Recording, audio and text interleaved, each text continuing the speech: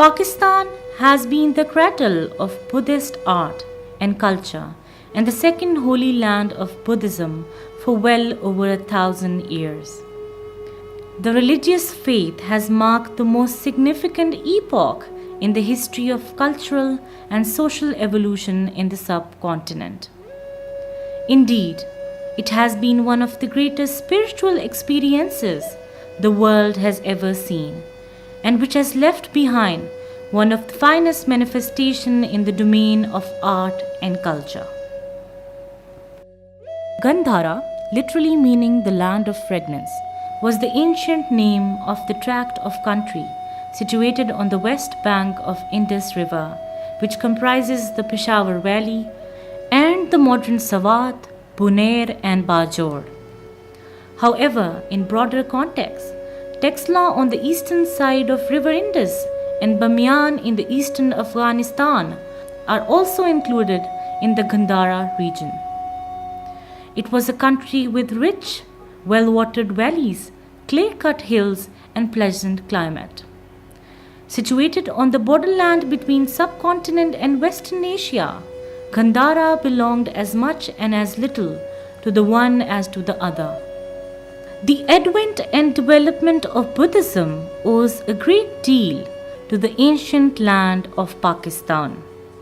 The religious activities reached its climax here through well-organized missionaries and ultimately made it a world religion.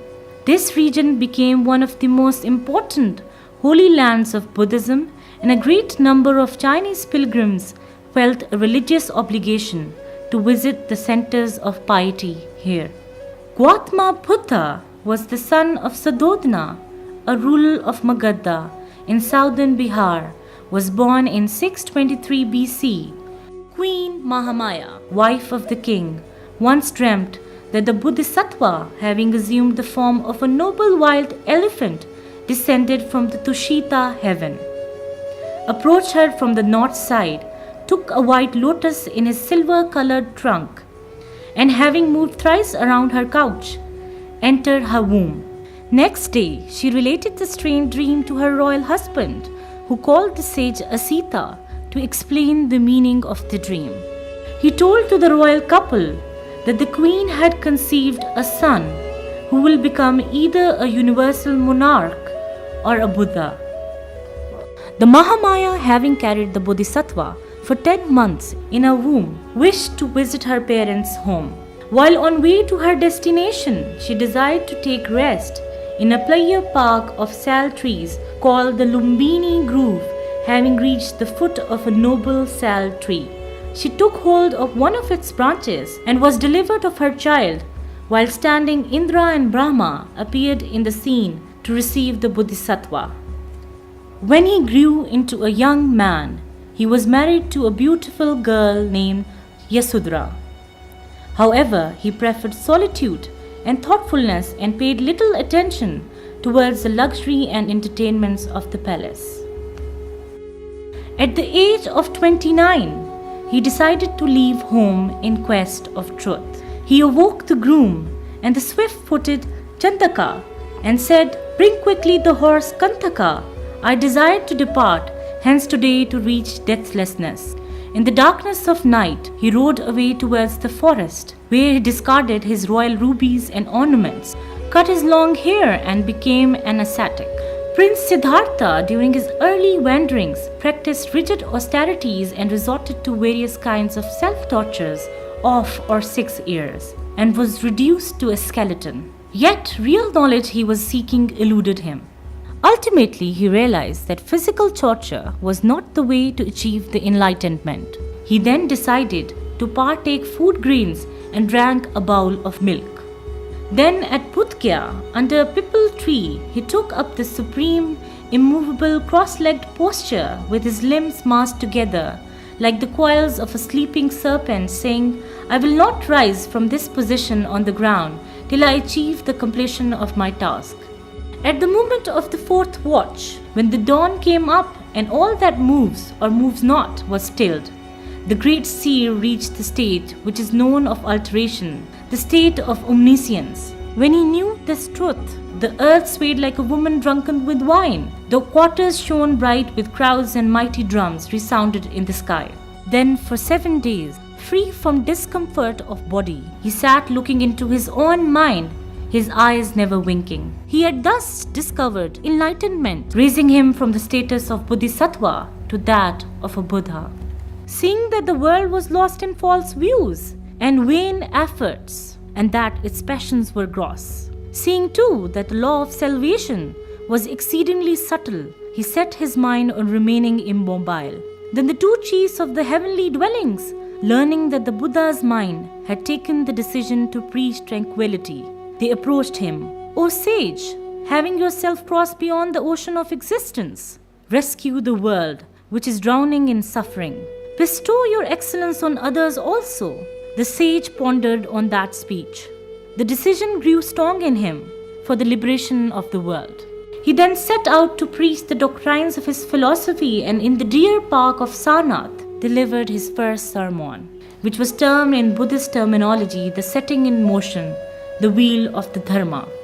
When the Buddha attained the age of 80 years, he felt that his end was at hand. He proceeded to Kusinagra and asked his disciple Ananda to spread a cloth on the ground between two sal trees. He was born between two sal trees in the Lumbini gardens and was to die in a similar state. He lay down and gave his last admonition to thousands of monks who had assembled there to have a last glimpse of their master.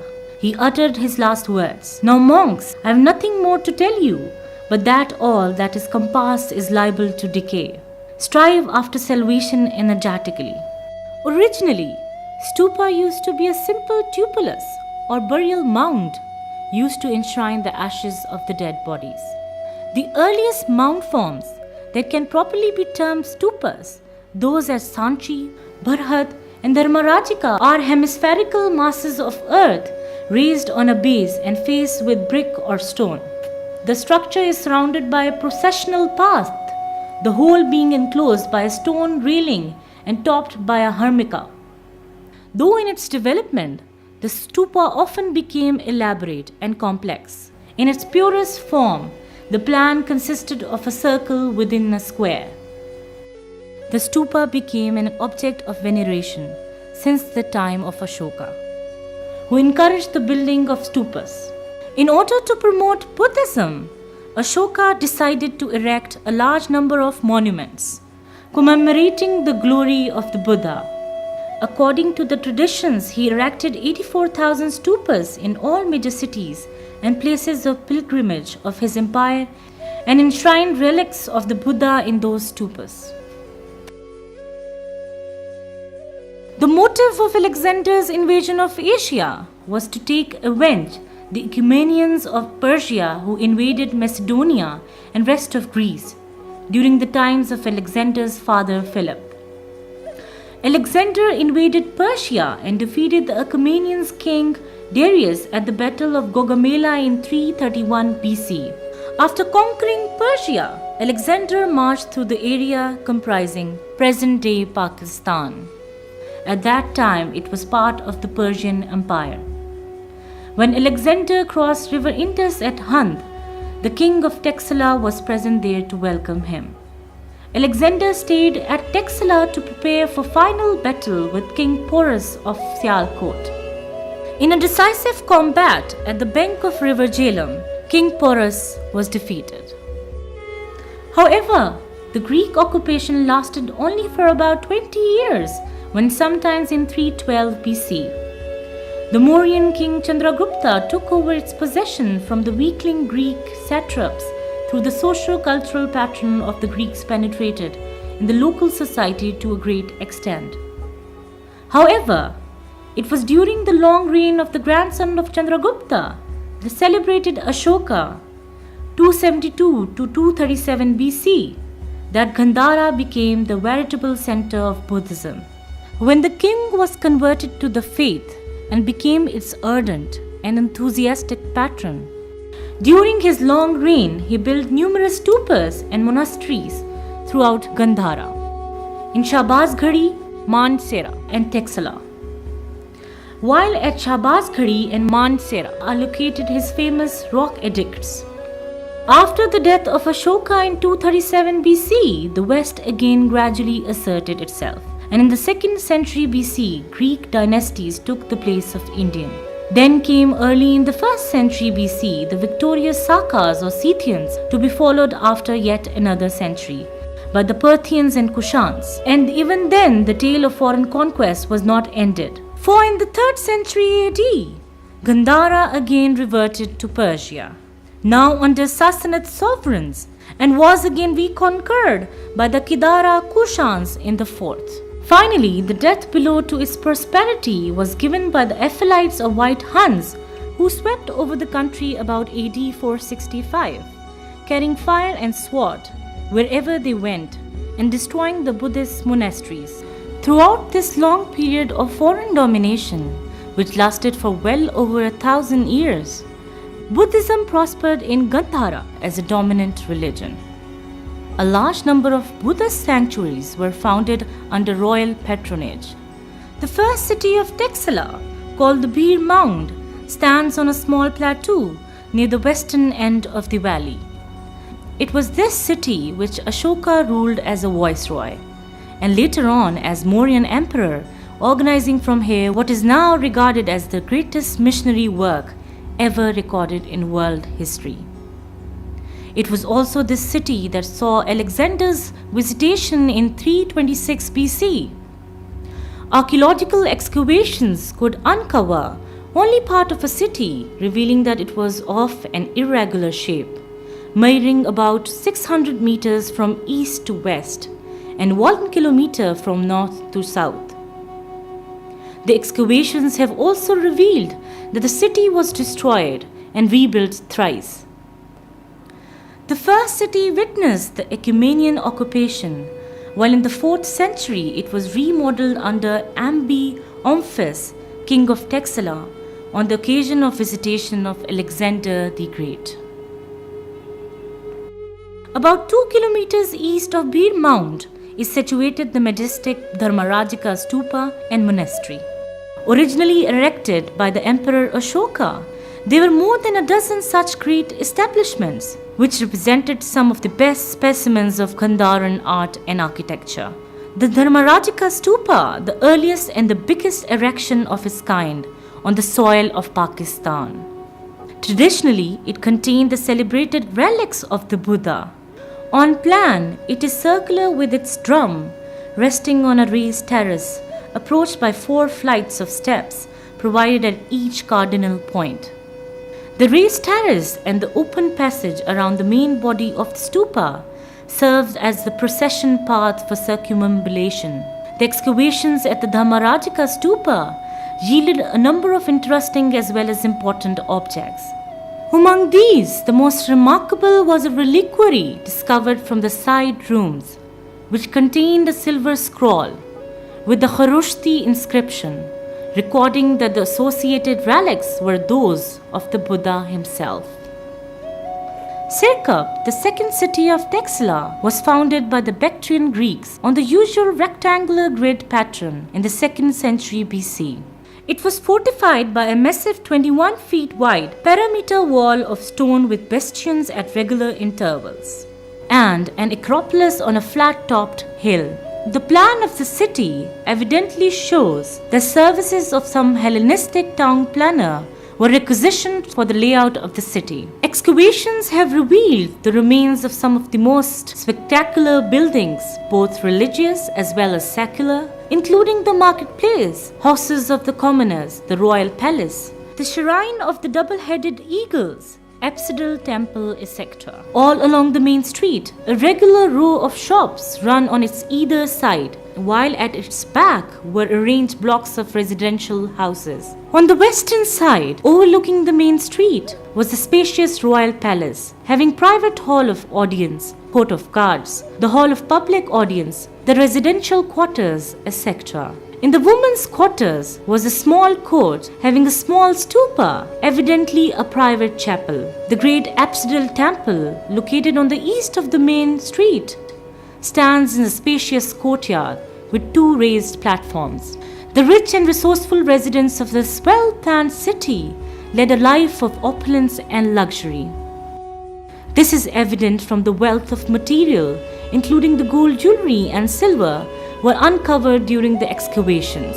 The city remained in occupation for 300 years during the successive rule of Greeks, Scythians, Parthians, and Kushans, down to the time of Virna Kharpises, when it again shifted to the side of Sirsuk. One of the best known and well-preserved Buddhist monuments in Gandhara is the Stupa and Monastery of Tahtbai. Located on a rocky ridge about 10 miles northeast of Mardan, it stands 500 feet above the plain and is approached by a steep and winding path. The features which distinguish it from other Buddhist establishments are its architectural diversity and its romantic and extraordinary setting in the high mountains. The exposed buildings here include the main stupa and two courtyards created on different terraces, augmented with votive stupa and shrines, and the monastic quadrangle surrounded by the cells for monks, and a large square hall of assembly. In one of the stupa courtyards is a line of colossal Buddhas, which were originally 16 to 20 feet high. The history of the Buddhist establishments at Tahtbai shrouded in mystery. The name has been interpreted to have been adopted from a reservoir, as they are located too big and a deep artificial water tanks. Nor do we find its mention in the accounts left by the Chinese pilgrims who visited the areas during the later periods. It has been estimated that the site was selected for building these Buddhist establishments sometimes in the 1st century BC, and the building activities continued until the time it was destroyed by the White Huns under Mehergula. The most important buildings so erected here included the monastic complex located on the northern ridge, access to which was provided through majestic gates on the north and south. The neighboring city of Sehri Behlol provided food, drinks, and other necessities of life to the monks living here. The monastery is located on a higher level, approached by a flight of steps, while the main stupa is accessible through a bigger flight of 19 steps. There are 35 votive stupas, embellished with figures in stucco and stone. The monastery is square on plan, 62 feet sides with cells arranged on 3 sides, each cell having ventilation and a niche. The monastery was evidently a two-storied building. Outside the monastery on the west, there is a long, narrow passage, 50 feet long and 5 feet broad. It was used as an assembly hall, while on its south are low-level chambers having cobbled roof. A large number of antiquities, including reliefs, panels, and statues, representing the specimens of Gandhara art, were found from the ruins of these structures. The ruins remained buried and unnoticed for a very long time until the early decades of the last century, when the French and the British enthusiasts started digging the various parts of the site in search of sculptures. Systematic archaeological excavations at the site were started by Dr. D.B. Spooner of the Archaeological Survey in early 20th century.